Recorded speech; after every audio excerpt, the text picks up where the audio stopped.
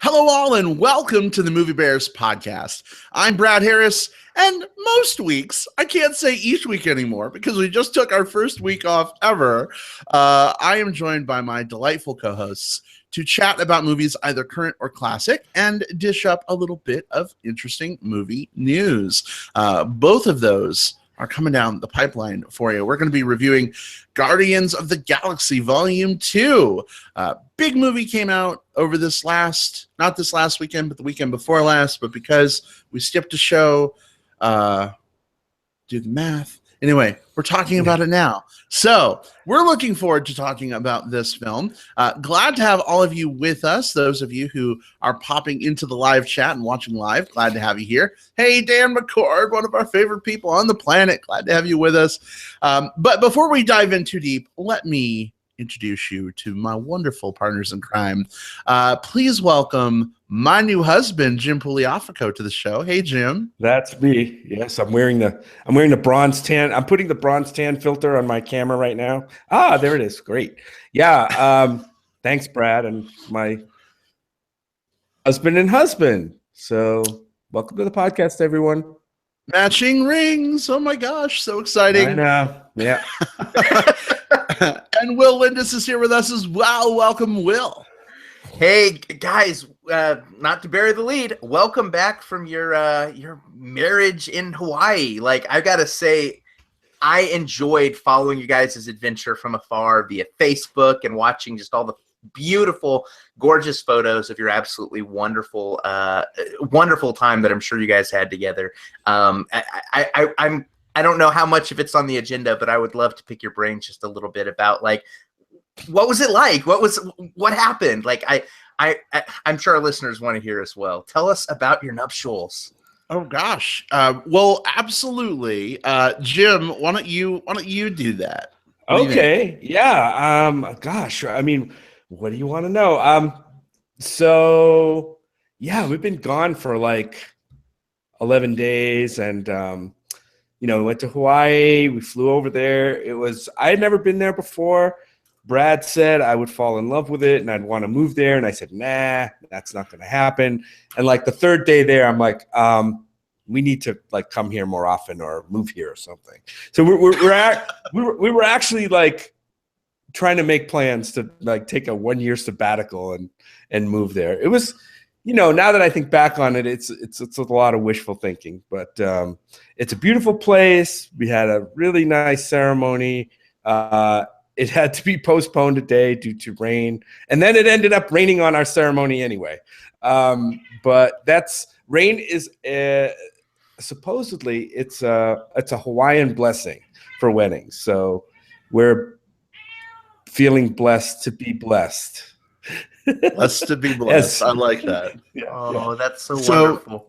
So for those who may be listening live who aren't our Facebook friends and aren't super tired of all the posts I was making, so this was the spot that we did it in. This was sunset on Backdoor Beach, and we got married. I'm glad Jim was the one that did the laugh, because I didn't want to be the guy going like joking about your special moment. It's amazing how that worked out, because we didn't know where we were going to get the spot we were going to get married in until we got there and scouted out a few different places. And once we found this spot, we're like, oh man, this is the spot. This is beautiful. We didn't know what it was called. And then we looked it up like on a map, and it's called Backdoor Beach. And it's actually a famous beach. Not because of what you might be thinking, but sure. It's a beach because it's very famous. It's very popular with surfers. It's right next to the Bonsai Pipeline Beach in Hawaii, which is very, very famous for world-class surfers. And backdoor is some kind of surfing term, like will you come in the wrong side of the wave or something like that. But like anyway, surfing. Like butthole surfing, yeah, exactly. Or butt sex. Yeah. I don't know which. Yeah, we'll just go straight on and say it. Yeah. Right. Yeah. But yeah, as Jim mentioned, we found this location and we were like, gosh, it's so pretty at sunset. You just want to cry. We're like, this is it. We're doing it at sunset. We met a very nice local bear named Mark who was going to come out and filmed the ceremony for us. We had a photographer, and then it was just torrentially raining. Like our officiant couldn't even like drive up to us because the highway was closed. It was raining so bad. So we had to move it to the next morning. But it was a very beautiful ceremony. We put it up on YouTube if anyone wants to go back and just experience some island goodness. But I will share my favorite picture from just after the special moment. Right there. Yep, I was hoping you'd share that one. When I think back on just all of the different ones you shared, that's the one that like that's the cover photo. That's the headline, the banner. That's the one that like I keep thinking back to. It's a beautiful image. Well, thank you. It was so funny because Will. the photographer was like, you guys should totally like put your foreheads together and your noses together. She's like, I tell every couple to do this and no one ever does. And I'm like, what are we, Eskimos? But I was like, okay, we'll do it. And then it ended up being like our favorite picture out of all of them. So very, very glad she asked us to do that. And I finally look taller than Brad. I know, right? Because like in real life, you know, I'm like, I don't know, 8 inches taller than you or something, babe. So like, but in the sand, we are all on equal footing because I sink halfway to my knees in the sand and we're like just the right height. So, and I have webbed feet, so I'm like above the sand, and you're sinking in. That's you're like Legolas walking on the snow, except it's leaving behind no footprint. That's right. That's right. Oh my god! Oh, and that's great because I saw that picture and I thought, oh, cool. Like Brad's kneeling a little bit, or you know, maybe Jim is standing on a step or something. So it's just like no, it's just the earth itself shifted to let you take that picture as is. Yeah, that's pretty much true, actually. Hey, I just want to give a shout out to everyone in the live chat. Man, we've got a ton of people on with us. Hey, everybody. Darren, glad to see you here. We're going to see you in a couple of weeks. When we see you here in town as well. Darren and his wonderful partner, Walt, are going to be here in town visiting, and looking forward to seeing them and you as well. Well, we're going to be in the same place, maybe even podcasting from the same place again, which is going to be exciting. So excited for that. That's going to be so cool. Yeah. There will be more great pictures from that. Oh, yeah, for sure. Yeah. Hello to Sam and Steve here in Tucson. Steven, glad to have you guys with us. And Sam and Steve from Denver. Hello, guys. Man, a lot of folks. Austin King and Ryan. And guys, it looks like we have a chat virgin actually in the room with us. Yeah, that's let me see, that's Steve from, I think, yes, it's Steve from San Antonio. Hey Steve, glad to have you with us. Definitely. Did we miss anybody else? I think William. Hey William, glad to have you here. Guys, it was actually Darren's birthday over the weekend. So please join me in wishing Darren a very happy birthday.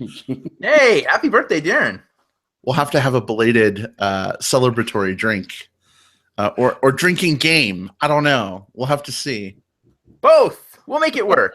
We will come up with excuses to both celebrate and drink. There you go. I was going to say have a cocktail. It's classier than saying drink, Jim. But that. You're right. It is. Plus, it has the word cock in it, so you know it's a little pro. You know, totally. So, in any event, welcome everyone. Glad to have you on board with us, and we'll really appreciate you.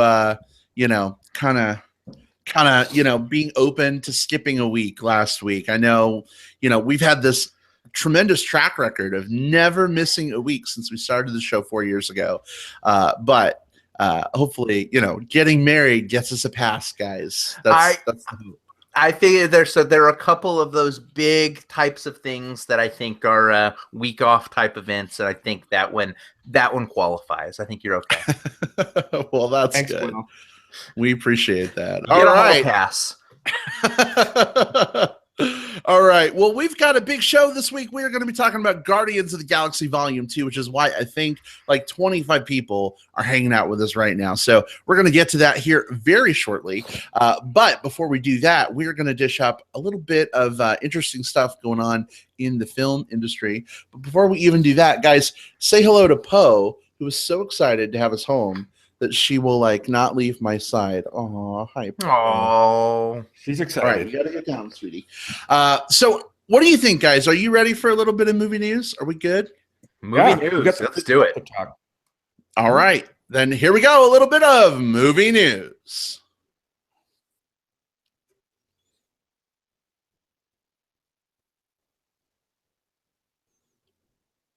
All right, and big hello to Misfit Studios, who says, "What's up, boys? Glad to have you home. Hey, glad to have you with us." We know who that is. We know who that is. Who is that, Jim? That's Felipe. That is indeed Felipe. Yeah. Welcome, Felipe. Glad to have you with us. Hey, so movie news. Jim, why don't you kick us off this week? What's got you interested? Okay. Well, it's tough being on vacation. I wasn't really on top of the movie news, but I opened some stuff up today.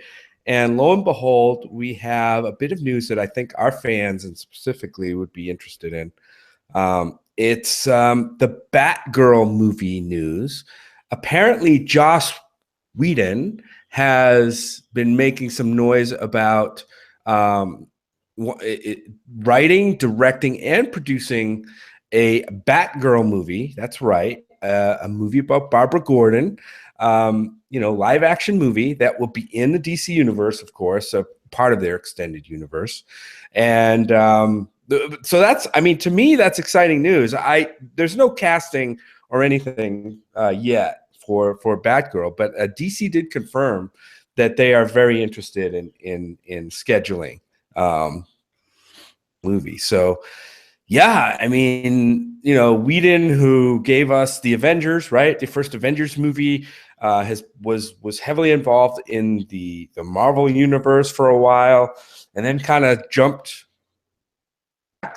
and now is working in bringing some excitement maybe to the DC universe. We've got Wonder Woman coming out in what? When's that coming out? Like a couple weeks? It's right around the corner. It's we will be reviewing it before we hit 240, I think. That's we got true. Wonder Woman coming out. They also DC at the same time they confirmed Batgirl also confirmed they're starting to produce Wonder Woman movie before the first one's even released. So we've got a lot of female superhero stuff going on in the DC universe, and I don't know. It's might be time for Marvel to start, walking the walk instead of talking the talk and giving us some, because I think DC is, maybe kind of found this angle where kind of like a soft spot in Marvel's, domination, I guess, of the game. And if they can make Wonder Woman work, I mean, and that's a big question mark, right? How good is Wonder Woman going to be? Yeah. People have said the trailers look good. Some people look at them and say, I don't know, man, this looks kind of cheesy. But if that ends up being a success and they can build some momentum around these female superheroes, could be a big deal for them. I'm very excited, depending on who they cast. I do love the Barbara Gordon Batgirl character. So, I mean, this is even more exciting for me than Wonder Woman. What do you guys think of this? Well, I think it's interesting what you bring out in terms of like Marvel sort of getting with the female superhero game, right? I know that we've got Captain Marvel coming out, and William in the chat says Captain Marvel comes out in 2019. So that's definitely coming down the pipeline. Of course, we're getting a Wonder Woman movie way before that. So, it'll be interesting to see how a female spearheaded superhero movie really does. But I will say, Marvel has been, successful with the inclusion of, Scarlett Johansson as Black Widow in the Avengers movies. She hasn't had a standalone movie, of course, but if you look at some of the Netflix produced series as well, you've got a couple different characters. We've had Elektra on Daredevil. That's been pretty awesome. Of course, we've got Rosario Dawson, who plays Night Nurse on Daredevil and some of the other shows. Jessica Jones.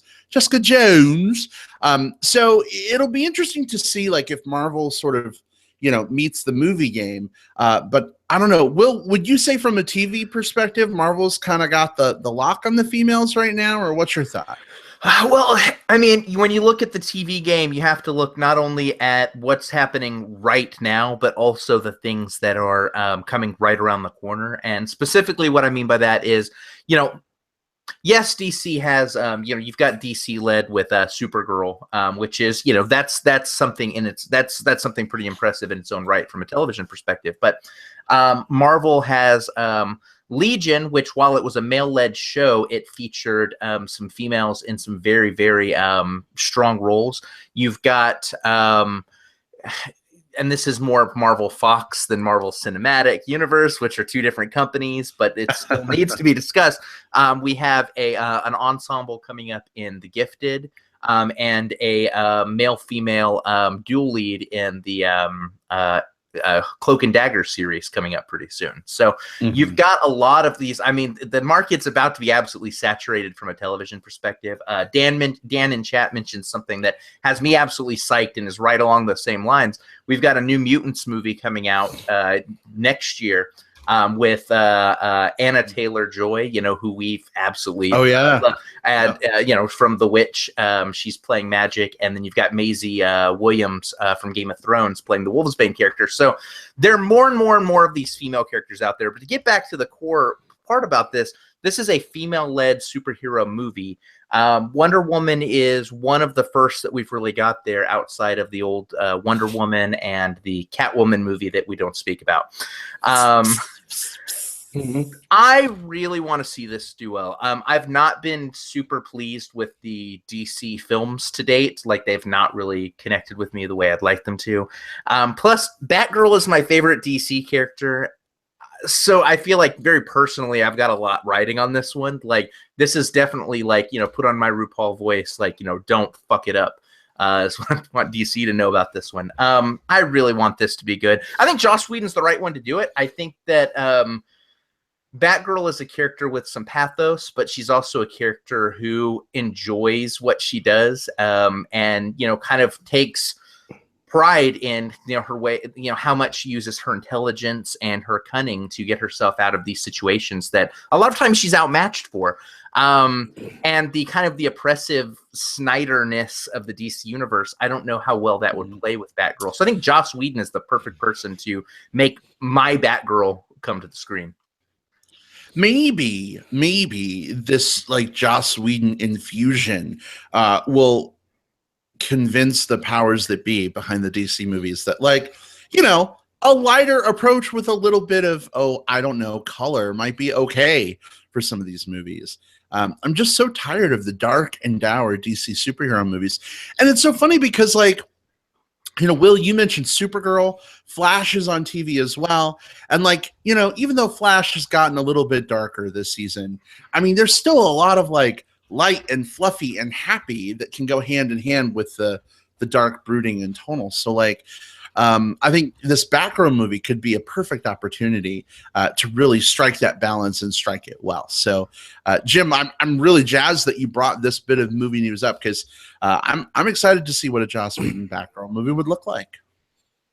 Yeah, I mean, we know that the DC universe has been criticized for being too dark, and I don't know, maybe they're trying to make things too complex with their characters. Like, Batman is this tormented,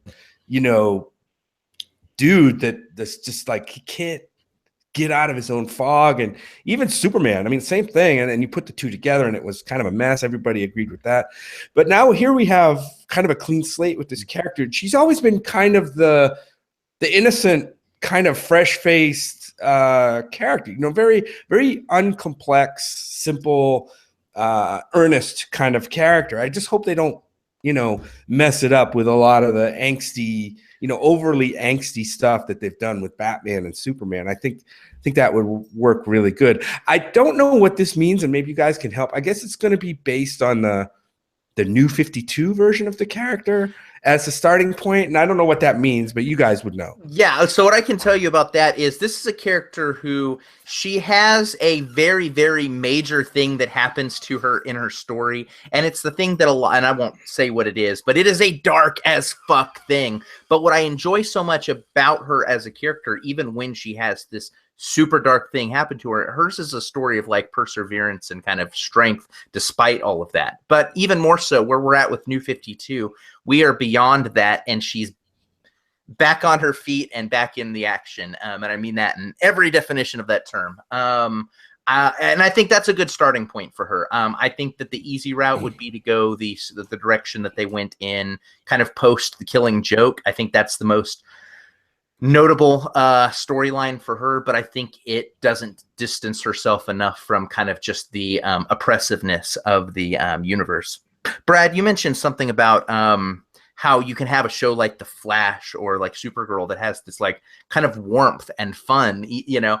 What I love so much about the DC shows so much comparatively is that they've been able to balance tone across multiple characters and different tones and find a good way to tell different stories different ways. Specifically, Arrow is a much grittier show than The Flash is. And that would be fine if you translate that to the cinematic universe. Batman can be a very dark character because his is a story about angst. But because Batman came first, it's almost like that's infected everything else. Like that, just like depression has affected Superman. It's affected the way we see these other films starting to look. And so what I really want them to do is borrow a page from DC's book, or DC Television's book, and from Marvel's book too, in that different films can have different tones depending on the needs of the character and the needs of the story. And that's why, bringing it all back around, why I'm optimistic about this, because Joss Whedon is the guy who can make that change happen with this particular character of Batgirl. Agreed. Yep. And she'll have J.K. Simmons as a dad, right? J.K. Simmons is your dad. That's true. You better be on point. Yeah. I totally want to see some whiplash in that movie with her. Yeah. Yeah, that would be awesome. I would love it if she starts crying and he's like, "Are you one of those single tier people?" That would be amazing. Yeah, that'd be a fun throw in if they Oh goodness. Oh, by the way, happy Martha's Day, everyone. That's right. Happy Martha's Day. All right, guys. So let's move on to Will. Will, what have you got this week?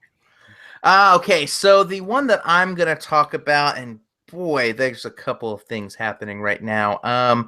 Let's talk about something kind of lighter because it ties back around to something that happened at South by Southwest that was a big question mark in terms of how I would describe it or discuss it. And it's the film The Disaster Artist. So I haven't talked about it a whole lot on this show and any of our discussions. I think I've mentioned it briefly, but didn't spend a lot of time discussing it because what we saw there with The Disaster Artist was a work in progress, and we have no idea when this thing's ever going to come out film. The story behind this is it's a film starring James Franco and his brother Dave Franco, where it's a fictionalized retelling of the story of The Room, the Tommy Wiseau movie that's considered one of the best bad movies of all time, one of those cult classic ones. So the news item I've got is pretty exciting for me, and it definitely shows the direction that they're planning on taking this film. So A24, a company that I've said no shortage of great things about on this show, has partnered with New Line Cinema to pick The Disaster Artist up, and it's going to have a limited release on December 1st, and then we'll go nationwide on December 8th, which is interesting because A24, coming right off of the heels of its Oscar love with Moonlight, is now positioning The Disaster Artist in the middle of its award season. Odd because this is a comedy starring James Franco and Dave Franco, but interesting because it's comparatively like it's a higher quality film than you normally think about when you think about a James Franco comedy. So I'm excited to be able to finally like talk about this film with more people. I've not said a whole lot about it because it didn't have a release date. It does now. So The Disaster Artist is coming out this December. Check it out. It's fun. I saw that. Will, I saw that news, and I'm like, gee, I wonder if Will saw this, because that's kind of interesting to me. I personally didn't see the movie as you did, Will. I either saw another screening or I didn't get to see that one with you. I think I opted out because I hadn't seen The Room, and I didn't know how it would play. I think after the fact, the buzz was really good, and so I'm like, geez, I probably should have saw that. But anyway, hey, A24 picks it up. Those guys are on such a hot streak right now. They've got to see something in this movie. You're right. It sounds like an odd choice to pick up a movie and schedule it during Oscar season. Maybe they're pushing for something for Franco. I love both of the Franco guys. Can do a lot of different things. I think he's really versatile, and I love to see what that guy's going to do next. Dave Franco, we've seen him in a lot of comedy stuff. Was he in the frat movie Neighbors? Mm-hmm. Neighbors too. Right. I like his style too, but yeah, I can't really comment on like how great this movie is, but I'm definitely looking forward to seeing it now, and having that discussion with you and see what they're going to do with this during award season. They've got another movie coming out that I'm really excited about too. So it comes at night.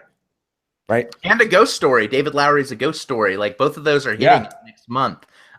So if you're an A24 fan, which if you're a film fan, you should be an A24 fan. It's just like the two go hand in hand. You should be really excited about the slate of films that these people are releasing. It's just, I can think of no distribution company that I trust more with a film kind of like sight unseen to just walk in and have a good experience with. I'm totally with you on A24, although Dan McCord is saying in the chat because of James Franco, he's out of the movie. And I can kind of empathize with that feeling a little bit. I've never been the biggest fan of James Franco. I'm sorry. His shtick just doesn't really do much for me. I liked him in King Cobra, kind of. That was interesting, but I don't know. The Franco brothers alone do not really excite me that much, but the A24 name is trusted. It's proven. So if they think it's worth picking up and distributing and putting out there, and I'll see it. Absolutely. I'll actually echo you. I'm not a big fan of the Franco brothers either. I think I like Dave Franco well enough. I think he's the type of guy who, he's not the type of guy that I would normally say can carry a film, but he's one of those guys who you put him in an ensemble and he can do well enough. James Franco is very hit or miss. When he's super hit, especially when he just kind of goes all out with a performance, I'm good with him, but most of the time not. I will say this was a really good performance from both those guys. Dave Franco plays the best friend of the Tommy Wiseau character in this. And so he's sort of the heart. He's the straight man kind of that everything is bounced off of. And he does so very, very well, very effectively. And James Franco is almost unrecognizable as Tommy Wiseau. Like there are times where I thought that it was the actual dude from The Room just on screen. Wow. Like it's a really solid performance. So just because you haven't been a fan of him in the past, I say don't count it out, because this is actually, this is some solid stuff from those two guys. Well, there you go. All right. Excellent. Well, awesome. Glad it's got a release date. We will see how things shake out come December. Well, for me this week, I've got, it's a little bit of a cheat. It's more TV related, but, it's fine. So you guys know the Game of Thrones is coming to a close. You know that HBO has cut the last season into like 2 smaller seasons to stretch it out and milk it a little bit.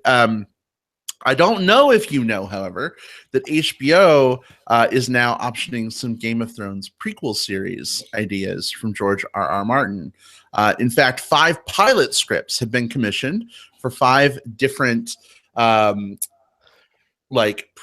sort of nugget ideas for some shows that they can pick up. And word on the street, who knows how much of it is true, is that they may pick up possibly 2 of the 5 to run with. So when Game of Thrones ends, we're going to get some series that may be set like hundreds and hundreds of years in Westeros, a time long ago. So I'm curious what you guys think. Like, A, 2 more Game of Thrones shows potentially being on concurrently. Is that a good idea? And B, should we even have a prequel series? Do you think that that's just too much of a good thing? What are your thoughts? It seems to be the way everything's going these days. I mean, there's so much more prequel and sequel stuff going on from these major studios and maybe major TV production companies than.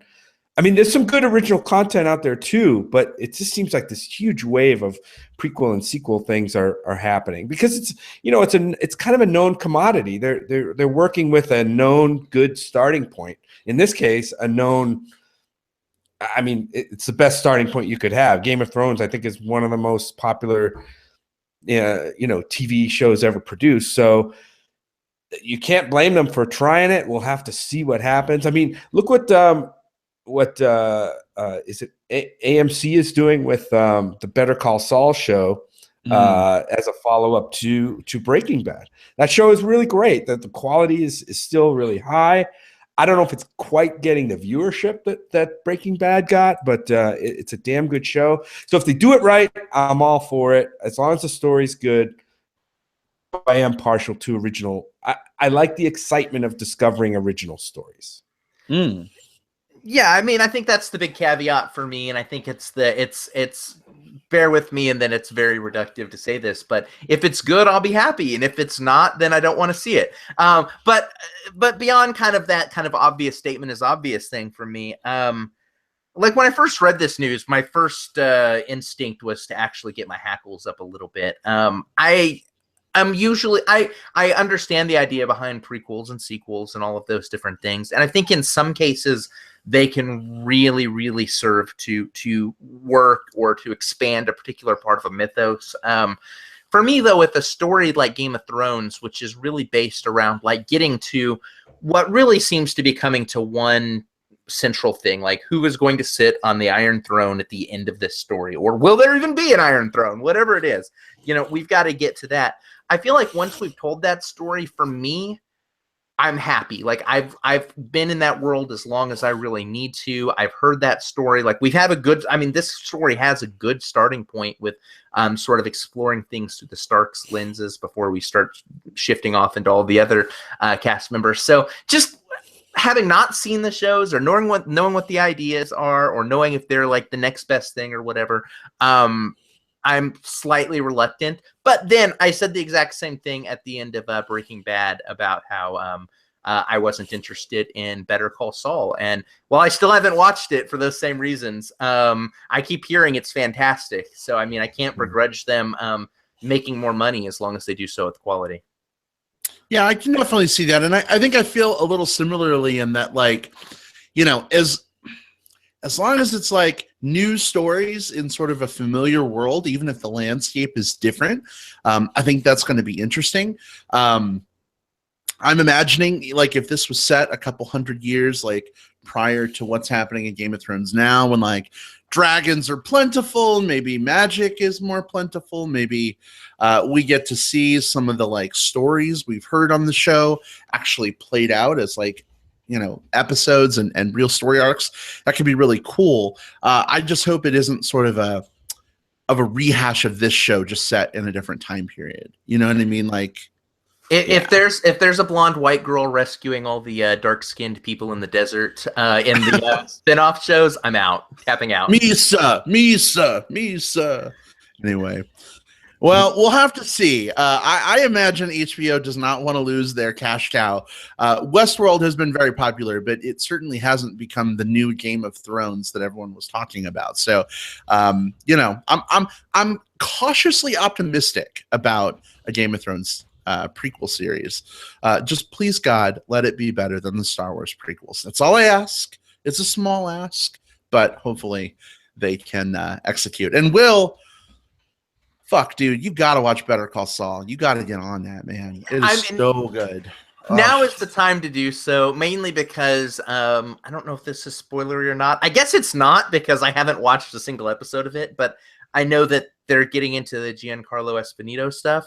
And he was my favorite part of Breaking Bad, and he's just a fantastic human being, just from everything that I've heard and interacted with. So that might be worth watching for just because I know that that's going to happen. Absolutely agreed. And Steve, our chat virgin, says, I've never seen Breaking Bad. Am I kicked out now? Jim, are we kicking Steve out for not having seen Breaking Bad? Yeah. What do you think? We won't kick him out, but he's better get on. I think we have another friend that said they didn't see Breaking Bad, right? And they were just getting to it recently. They were binging it. I forget who it was. Mm-hmm. But yeah, get on that. I mean, I think there's still ways you can watch that show. It's pretty accessible right now. Mm-hmm. It's definitely a show, worth watching. Fill that hole, Steve. There you go. It's very Breaking Bad's a very bingeable show too. Like it's only got 5 seasons, and they flow very easily from one to the other. So one of the advantages, Steve, to checking this show out, if you haven't watched it before, is once you start going, you can get through the entire thing. Not to say that you would need to do this, but you can easily get through the whole thing in like a week, because you'll just find yourself you'll have like one more itis with it. Absolutely. Sam, don't tell me you're another one. Oh, Sam from Denver, you haven't seen it? How are we good friends? I don't understand. Well, that's okay. Different strokes for different folks. But if you haven't seen it, it's definitely worth checking out. I think you totally dig it. And Will Sumo Slow Dancer in the chat says you need to watch Better Call Saul. So I will take his advice because I know who that is. Yeah. I mean, if you like to slow dance with sumos, yes, I do. Better Call Saul is the show. I can't say I don't. Oh goodness! All right, guys. Well, here's the thing: we're getting quite far along in the show, and we haven't even talked about Guardians of the Galaxy Volume 2 yet. So, and this is going to probably be a big one too. I know, and I think that's what everyone here is waiting for. It's not typical. We have so many people hanging out with us at one time, so I think it's time to give them what they want, what they came here for. What do you guys think? Are we ready to revisit the Guardians? I'm in. Let's do it. Mm-hmm. Let's go, a-holes. All right. All right. So that said, before we get into our review, because we may have some folks who are new to the show, you're not familiar with the format, we are going to talk about Guardians of the Galaxy Volume 2, spoiler-free, for probably about 15 minutes or so, and then we'll give you a fair warning before we take you to Spoiler Pound Town. So we'll give you a few moments to step away. Come on back for plugs at the end of the show. But don't worry, we won't go into spoilers without fair warning. Okay, so stick with us if you're curious about our spoiler-free thoughts. We'll give those to you first. Here we go. Our discussion of Guardians of the Galaxy Volume 2.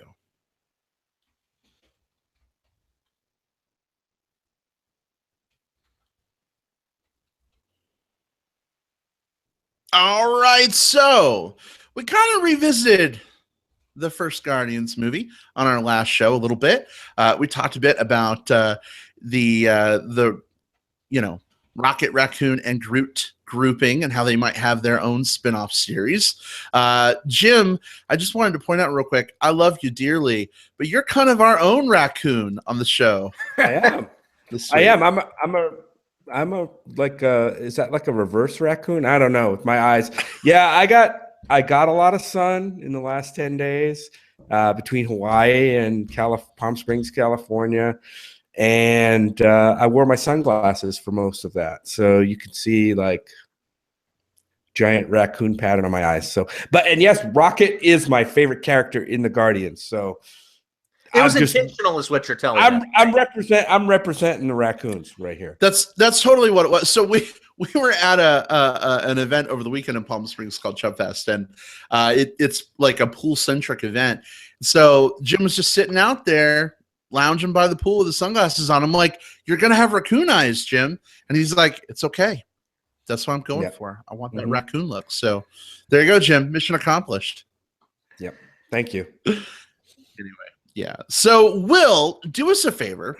Set this movie up for us a little bit. I'm sure everyone watching has probably already seen it anyway. And give us some initial thoughts. Was this one worth checking out in theaters? Maybe waiting for rental? Skipping? What do you think? Absolutely. So let's start with the IMDb description. So everyone knows what we're talking about, although everyone already knows what we're talking about, right? So Guardians of the Galaxy Volume 2. Set to the backdrop of awesome mixtape number 2, Guardians of the Galaxy Volume 2 continues the team's adventures as they unravel the mystery of Peter Quill's true parentage. Which is a pretty good description, or at least good enough. I guess to start with, you have to back up a little bit and talk about the first film. This was the Marvel film that took everyone by surprise. Before this, we had films like Captain America, Thor, Iron Man, very known properties and that everyone already knew those characters. So along comes Guardians of the Galaxy, which is the spin-off team of a less popular comic book franchise that most non-comic book fans had no idea what the hell a Rocket Raccoon or a Star-Lord was going into that film. And it took everyone by storm. One of the most original, creative, and fun films to come out from Marvel to date. So coming into Guardians of the Galaxy Volume 2, you can't help but wonder if, can you recapture the lightning that was in that bottle, or is the magic gone? Can you recapture that? And for me, I enjoyed Guardians of the Galaxy Volume 2 quite a bit. I think this is one of my favorite Marvel films to date. I think that if I'm just comparing it pound for pound against the first Guardians of the Galaxy film, I probably like the first Guardians of the Galaxy film the best, but I don't think that at all detracts any from the quality of this film. Back are our favorite characters from the first film: Star-Lord, Gamora, Drax, Groot, who is now Baby Groot, and Jim himself, Rocket Raccoon, along with some returning favorites, and I mention them because they are in the trailers and on all of the posters and stuff, so I think they're fair game. Michael Rooker's Yondu, Karen Gillan's Nebula, and newcomer Mantis. What I loved so much about this film is a few things. I loved you really had like 8 primary characters in this film, and I felt like all of them got as much screen time as they needed for the story that was being told.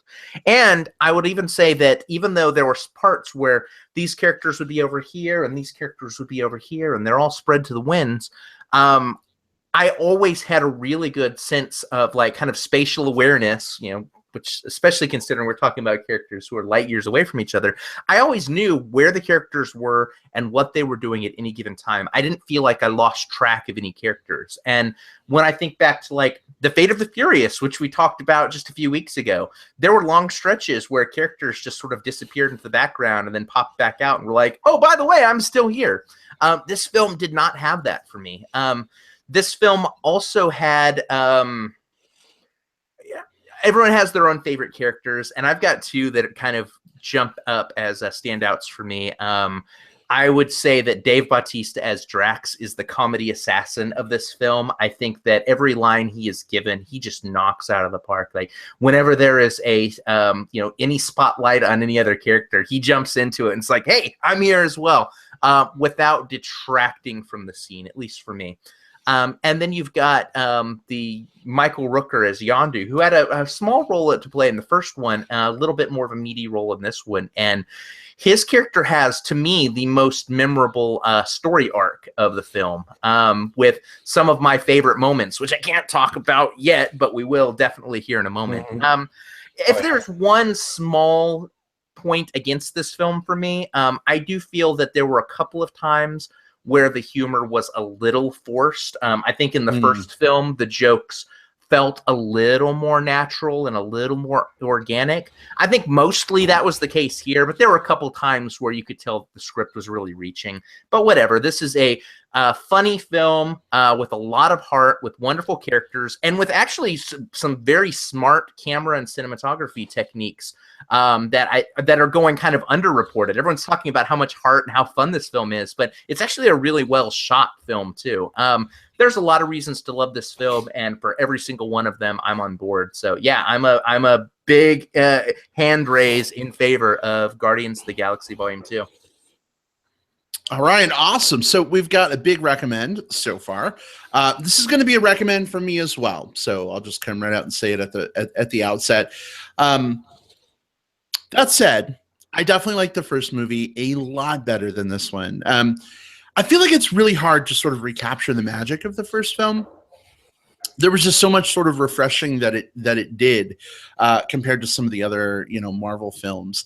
It was just a nice sort of like sideways, jaunt. And it was great. I loved the first movie. I loved the second movie too, just not as much.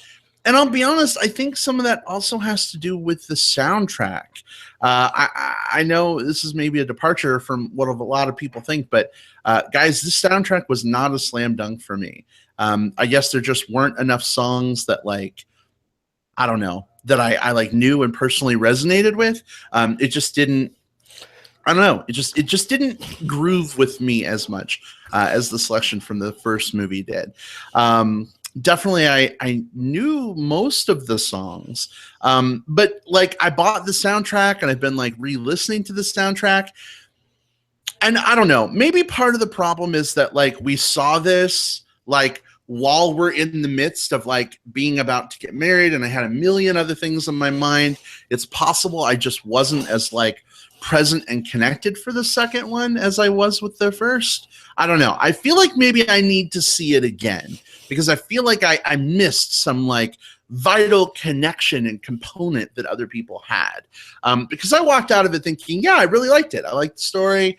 Some of the music was great, but it just wasn't that home run, slam dunk, whatever other sport analogy you want to make.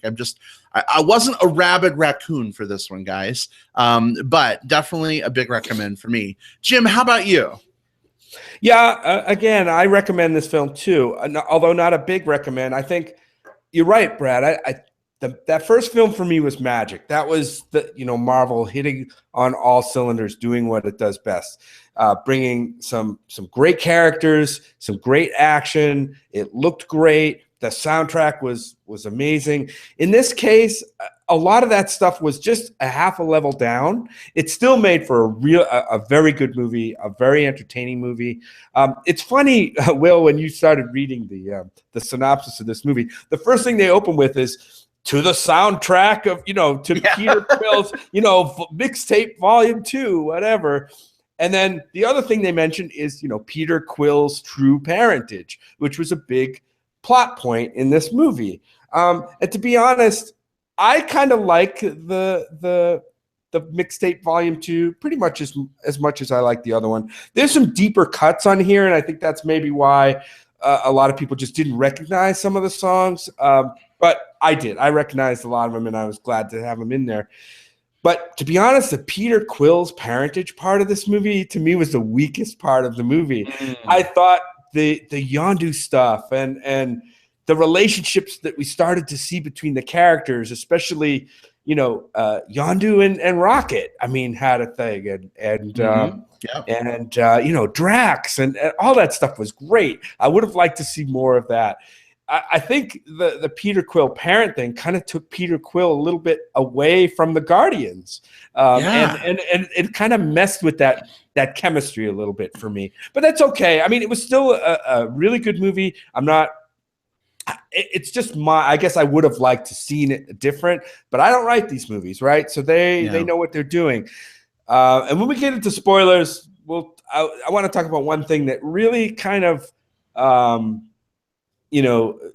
I almost stood up and cheered when they in this movie. And I was a little bit afraid of what they were going to do near the end of this movie with a certain character, but we'll talk about that later. And I was so pleased with the way it was handled, and I want to talk about some of the director's comments about that too. But yeah, this is a definite go see. We saw it in 3D. How was the 3D? I think the 3D was fine.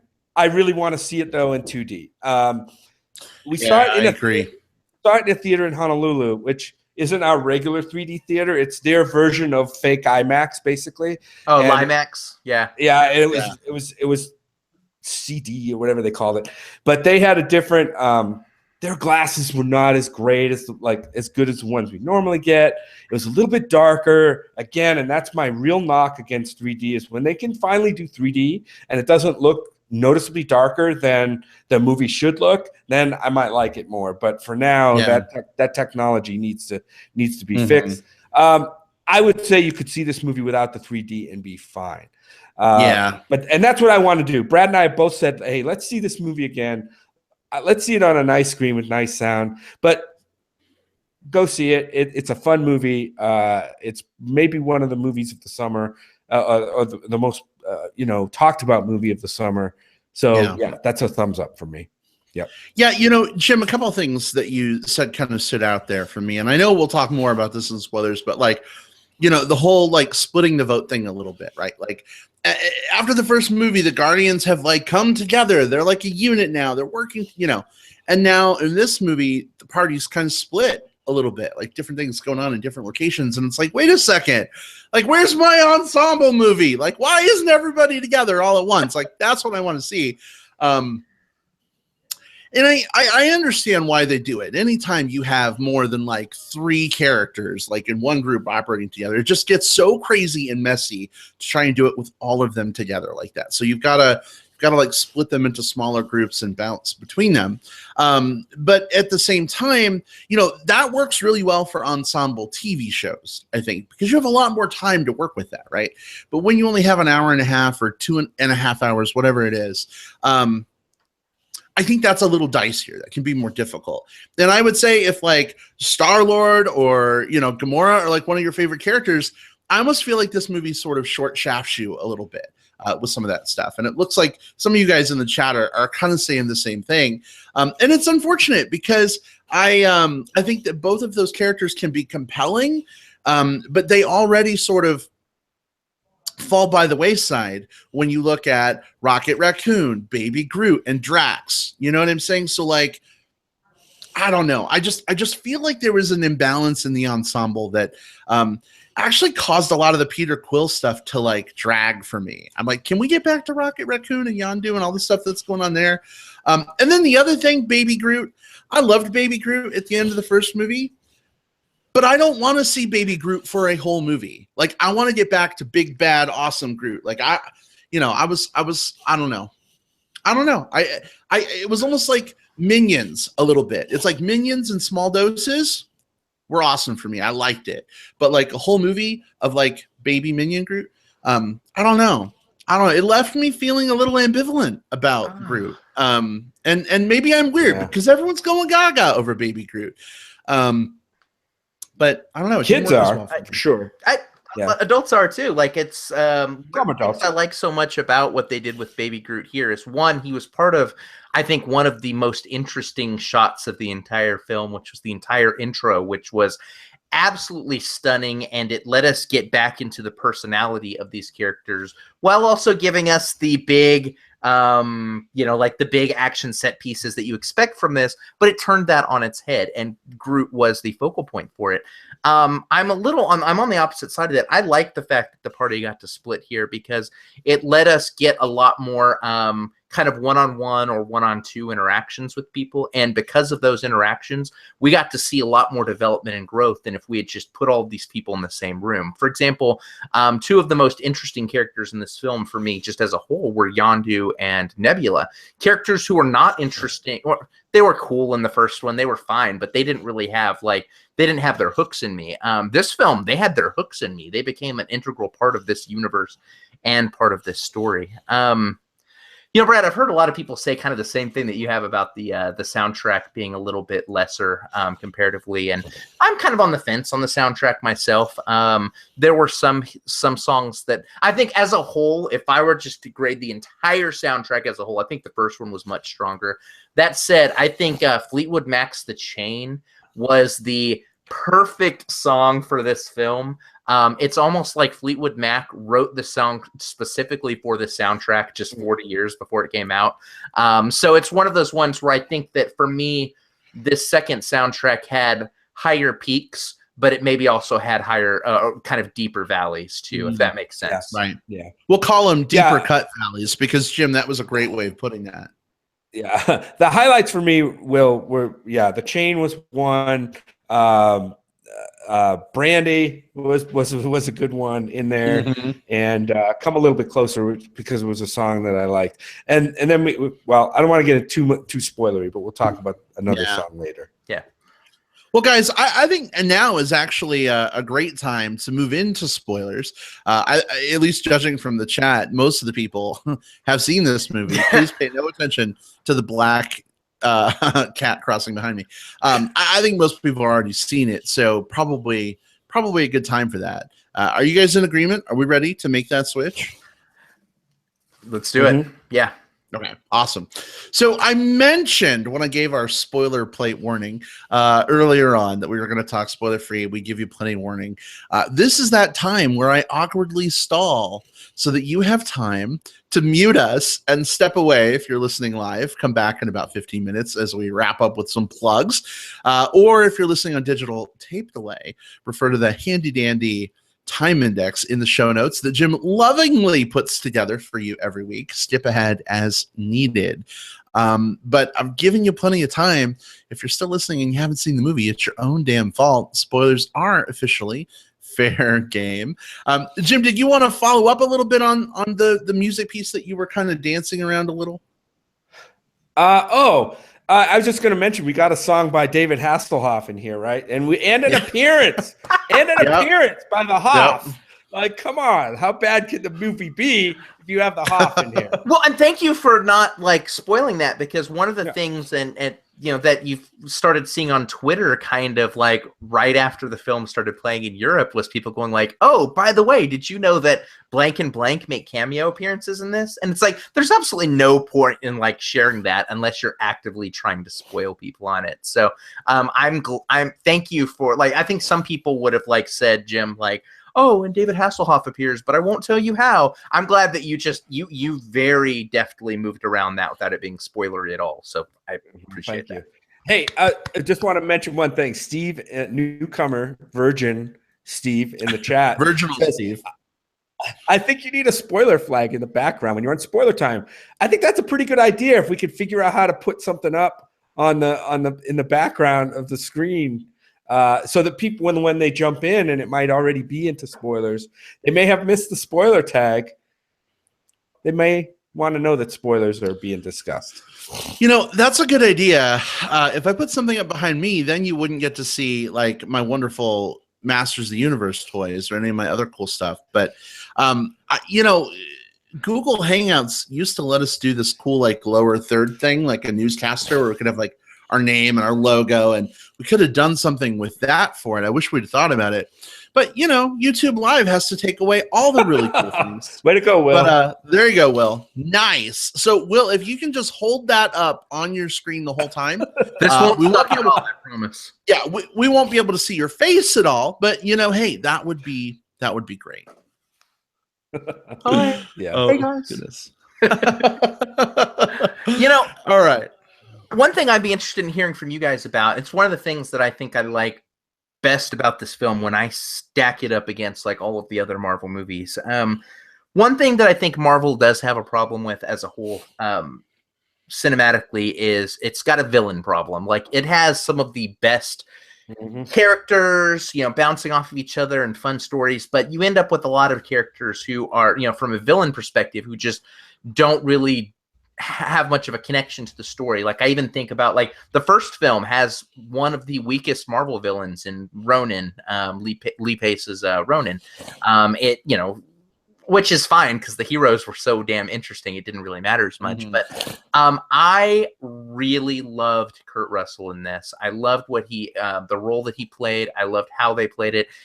It is a very huge change up from the way this character appears in the comic book. They actually combined two characters into one and did so in a way that even had me, as someone who kind of knew the character's roots, I didn't know the direction this was going until it happened, and I was delighted in seeing that direction. So this was one of my favorite Marvel villains to date. He had a devastating plan, but it was something that was a part of, like, you know, you could tell kind of like his connection to the characters and what he was doing, and it's damn Kurt Russell. He's a damn good actor doing it too. So I was really impressed with his role as Ego. How did you guys feel about it? I didn't feel the way you did, I guess. I felt it was very like milk toasty Kurt Russell being Kurt Russell. And like, I like the notion of the character, like seeding his seed across the stars, trying to, like, you know, create an offspring that can tap into this power. Like, that was kind of interesting. And then he was doing the whole like Yoda, like Jedi training with Star-Lord, whatever. But I don't know. It just didn't work as well for me. And I think part of the problem is, like, we just saw Kurt Russell in the latest Fast and the Furious movie. And maybe that's what I'm kind of like remembering him for nowadays instead of some of his other performances. So sort of seeing them just kind of back to back within a few weeks of each other. I guess I'm just like, I was hoping for a little different Kurt Russell. Like, it felt a little same to me. I don't know. Jim, what about you? How did it land for you? I didn't have a problem necessarily with Kurt Russell in the role. I just thought, oh, this villain role, we're bringing him, you know, we don't know he's villain, right? At first, at least people who don't know the story of Ego and all that stuff. But like, I didn't really know at the very first that he was going to end up being a villain. But pretty early on, there was a lot of foreshadowing and even some character things like, you know, something doesn't feel quite right here, blah, blah, blah, blah, blah. And I'm like, okay, we know this is how this is going to play out. And for me, it took too long to play out. I don't know the story, and I saw it coming way before the characters did. And to me, that's kind of a problem. That kind of undercuts the story a little bit. That's my only issue with the villain here. I think they just milked it a little too long for me, when there were other interesting stories going on that I would have liked to see more of. Yeah, Austin in the chat is saying, like Doctor Strange, you know, we hit the necessary story beats, but we don't necessarily have an interesting villain. We spent half the movie setting up 3 others. Do you feel like this whole thing with like the Star-Lord Celestial thing is like a big setup for something that's to come, Jim? Yeah, and I don't like that. I guess I love the first movie. It wasn't really connected, at least from what we see on the screen. Much, you know, it wasn't very connected. This one, you could start to see those tendrils of Marvel starting to connect it with its universe, which is fine. I guess a lot of the fans want that, but for me as a movie fan and as a person who watches the movie, who's kind of really loves these characters and wants to see these characters succeed, it kind of waters it down for me a little bit. And I know that's probably opposite to the way a lot of other people feel. Like, hey, yeah, throw the Avengers stuff in here and throw Thanos and all that stuff in here, and let's make it more interesting. To me, it's kind of the opposite. So for me, what I liked about it was it seemed like a lot of the Celestial stuff was a lot more contained in this one. All of the stuff with Ego was sort of resolved within this film. The only stuff that really ties into some of the other films didn't happen until post-credits, and it was something I wasn't even expecting. And it was, I should have. You have the Aisha character as part of the. Oh gosh, what is that group? The Golden Skin people. The Sovereign. Yeah, the Sovereign, who I thought were really interesting and fun to watch, and I thought she was really interesting.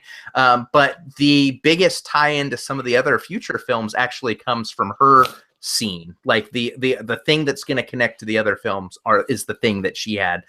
there at the post credits. So that's why I kind of like this particular villain, was because you had Ronan in the first one, which was part of the Infinity Stone stuff, which was part of the Thanos stuff. So even the first one, I think the main villain was even more connected to the big crossover stuff that's going to happen than the ego stuff here, at least for me. Yeah. So should we talk about the real emotional heart of this movie? Please. I think we should. Yeah, let's do it. Because again, that as much as they may have wanted us to misdirect us, that wasn't the real emotional heart of the movie. And everybody was expecting it to be, but no one was expecting this thing out of left field that they were really going to end one of the beloved characters, one of Will's favorite characters, right? And we all started.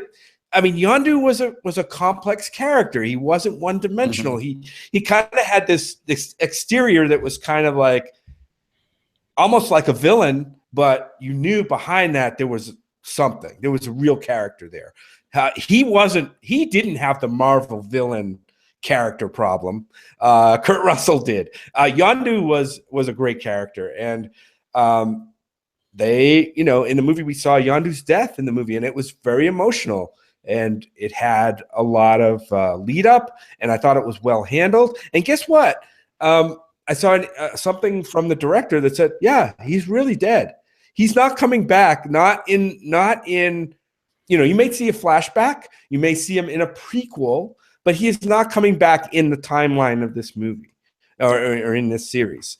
And for that, because we know the stakes issues that they've had in some of these comic universes, and he stuck by his guns and basically said, like, as long as I am involved with Marvel, it's not going to happen. Meaning he's not going to come back magically out of space and save the day in another movie. So good on them for that. I loved that whole storyline. I thought it was very well handled for a Marvel movie. Kind of teared me up a little bit, and because it involved my character too, Rocket, which was great. So, yeah, I thought that was for me that was the best part of the movie. Well, it's really unexpected for me because I'll tell you, I didn't like Yondu very much in the first movie. In fact, I went back and rewatched the first film as we were flying to Hawaii because it was a long flight, and it just reiterated for me how much I did not like Yondu in that movie. So then I'm watching this movie and I'm like, gosh, Yondu's getting a lot of screen time. Like, really? Like, I'm so much more interested in other characters. And then by the end of the movie, I'm just like, no, fuck Yondu, really? And I'm like, wait a second. Wait, I didn't care about this character. And now I'm crying over this character. Marvel, what the fuck did you do to me? And I just think that's awesome. I think, there is a little bit of a misdirect there. You think the main stuff is going to be like Peter Quill and his dad and everything. But no, it's actually Yondu and Rocket and Groot and all that stuff that's happening there. So, I think this movie was kind of flat for me in the middle. It was kind of flat for me with the Star-Lord ego stuff. But the Yondu side of things, unexpectedly, out of left field, blew me away. It was fantastic.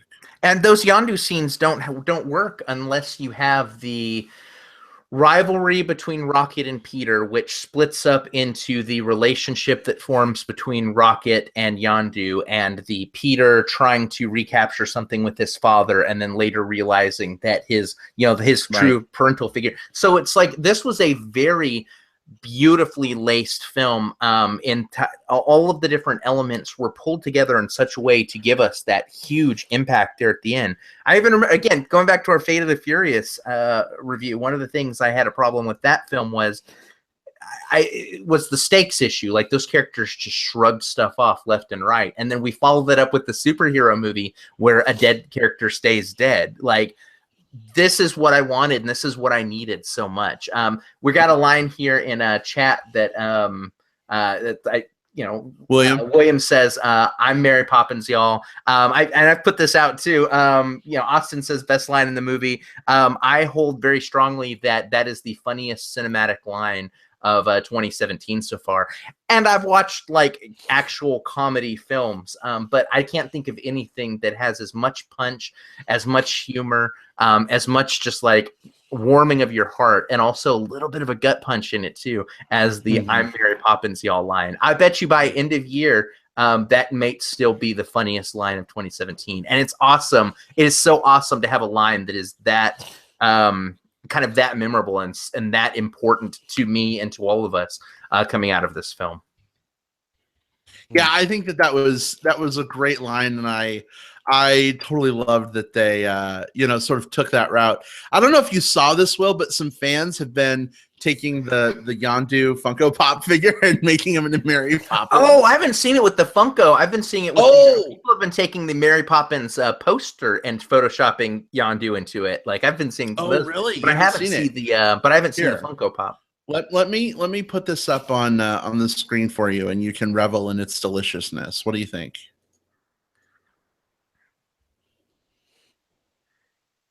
Hasn't popped up yet for me. So give it a second. It may be loading. This is where we play our supermarket music. Usually it's pretty quick. I don't know. There it goes. And oh my god. The other thing too is that yeah, that's pretty awesome. You get these like variation like Funko Pops all the time, and it might be something is like, this is Harley Quinn, but this is her with her signature mallet, and it's the exact same miniature, but with just her hand up and holding a different weapon. They would print money if they made a Mary Poppins Yondu. Oh God, yeah. And I'm sure they could get I'm sure that wouldn't be too hard to like, sew up in terms of like just getting all the permissions for it. So yeah, I want that's what I want. If any, I want that magic to me somehow. I want a Mary Poppins Yondu Funko Pop. I need this. Let me get out my magic wand, and I will try to make that happen for you, Will. Yes. Oh wait, it only works at the Wizarding World of Harry Potter. Oh well.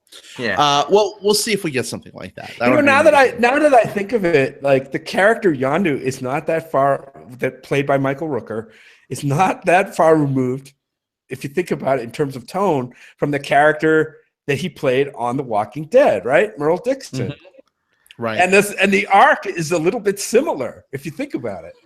Yeah, he does a heel face turn in kind of, in the first film to here, and that's similar-ish, I guess, to his arc in Walking Dead. He kind of comes around, and doesn't he kind of go out as a hero in The Walking Dead as well? As much of a hero as anyone goes out in The Walking Dead. He is less of a villain than he was at the beginning of the series.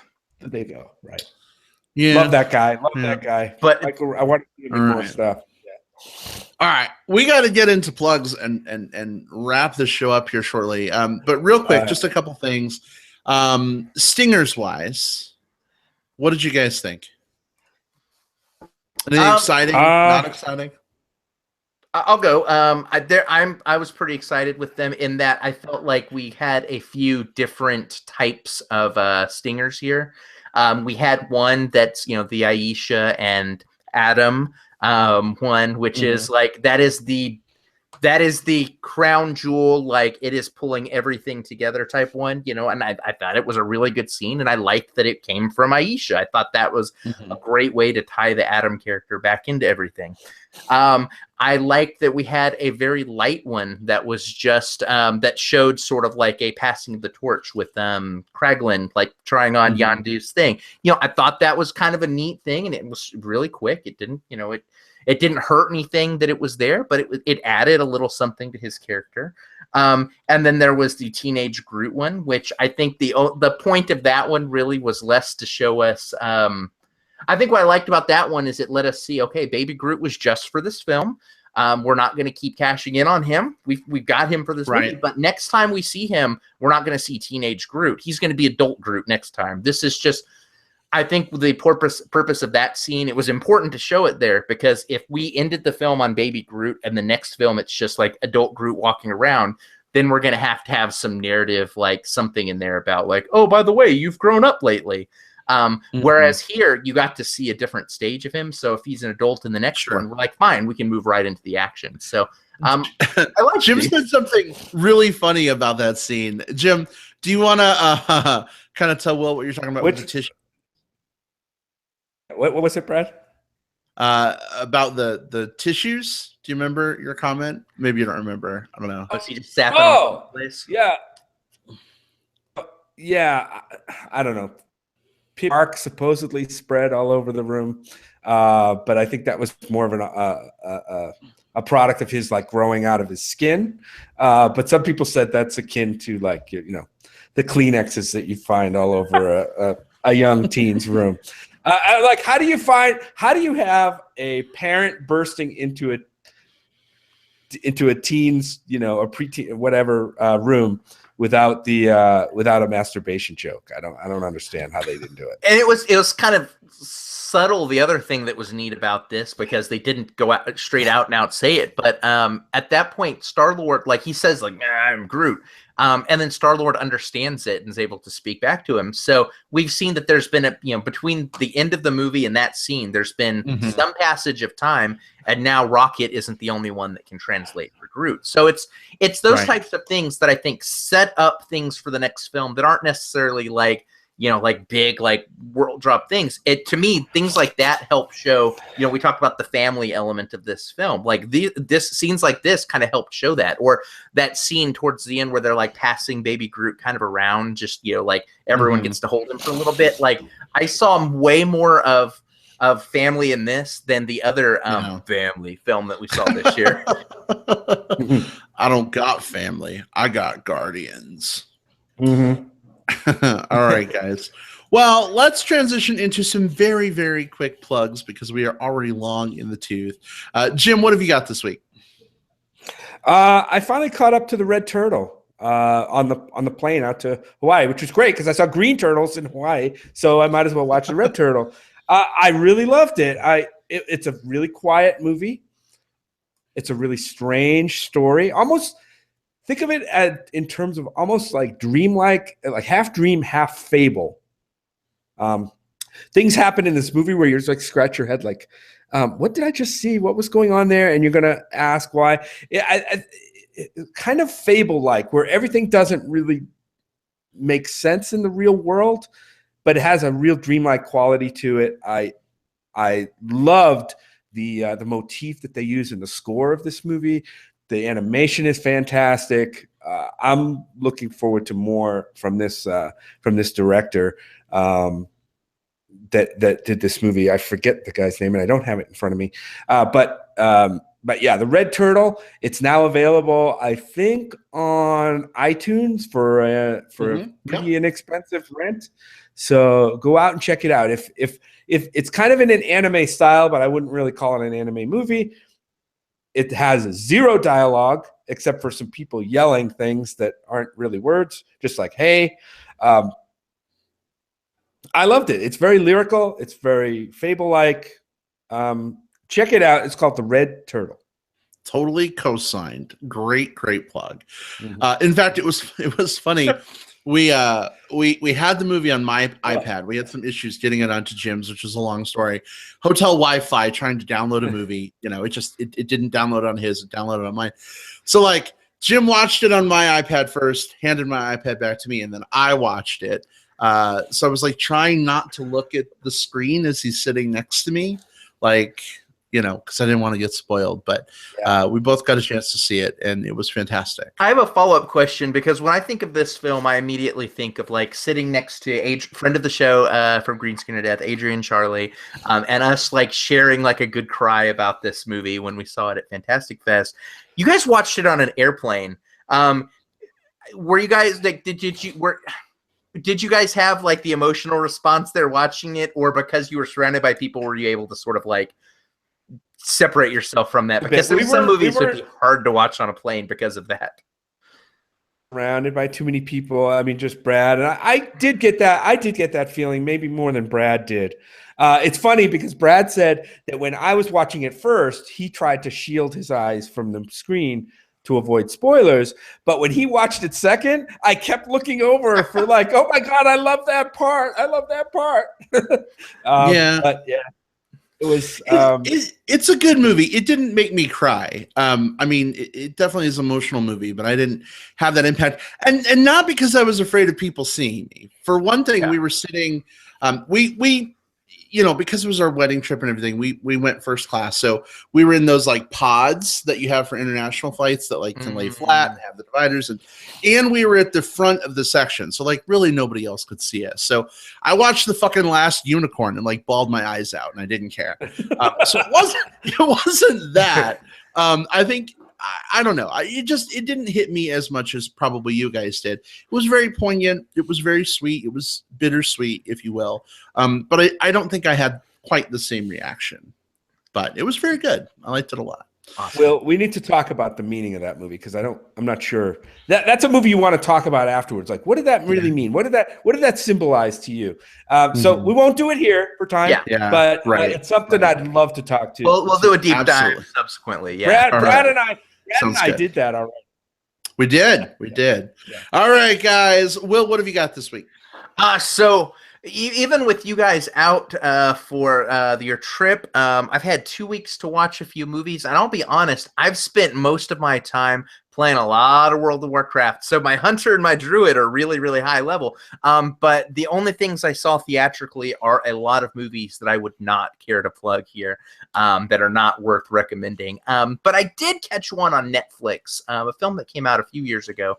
It's a Jim Mickle directed film called Cold in July.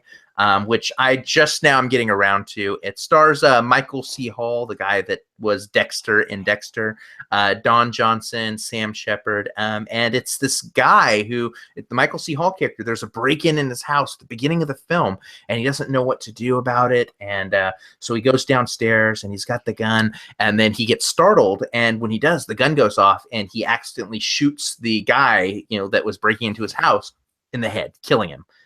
So he becomes this sort of like small town hero, as everyone's just like, yeah, good boy. You took care of that. And he's broken up about it, but he's also a little bit worried that the father of the father of the guy that he shot, who's an ex-con, is going to impart some justice on him. But then more and more mysteries and things of the town and just stuff that's happening starts to unravel. This is a gritty little short, kind of small in scope, like noirish type film, and it's one of the most effective versions of that type of film that I've seen recently. I found myself kind of the early scene captures you. It's like, okay, I'm interested, it starts with a bang, literally, but then each scene just kind of kept pulling me more and more into it. So it's called Cold in July, and it's on Netflix right now, and it's totally worth a watch. All right. Awesome. For me, I don't think it's really a cheat because it's being made into a movie that's coming out next year. But because of the long flight and drive and travel, I recently got to kind of binge read a book called Ready Player One, which, have you read it, Will? I have, yes. Okay. I was not expecting how fantastic that book was for me. And now I'm really fucking excited for this movie. I've been spending a lot of time looking at casting information and kind of where they're going with it. And I'm super, super excited. So I would say in preparation for the movie, although movies usually aren't as good as the books that they're based on. But if you grew up in the 70s or 80s, if you love music, if you love movies, if you love just pop culture and video games and all that stuff, this book is really one giant love letter to pop culture. And it also has this really cool sort of setup in terms of this like dystopian world and the slight future. Everyone is like spending all their time in this online VR world, and there's this like competition to win, billions and billions of dollars if you can solve this like sort of scavenger hunt of pop culture and video games and music and movies. So absolutely, it's kind of a short book. It's not super long. Since it's being made into a movie, go check it out. It's called Ready Player One. Also, get the audio narration version either from Audible or Amazon. They're all part of the same company now. It's narrated by Will Wheaton. Yeah, and I think he's just the perfect voice for this character. Jim, I know we just started listening to it in the car. I already finished it, but Jim like turned to me at one point and he's like, I don't know if I like the main character because he sounds like, kind of a know-it-all douchebag, but maybe that's because Will Wheaton is narrating it. I don't know. Yeah, so that's one of the things I said.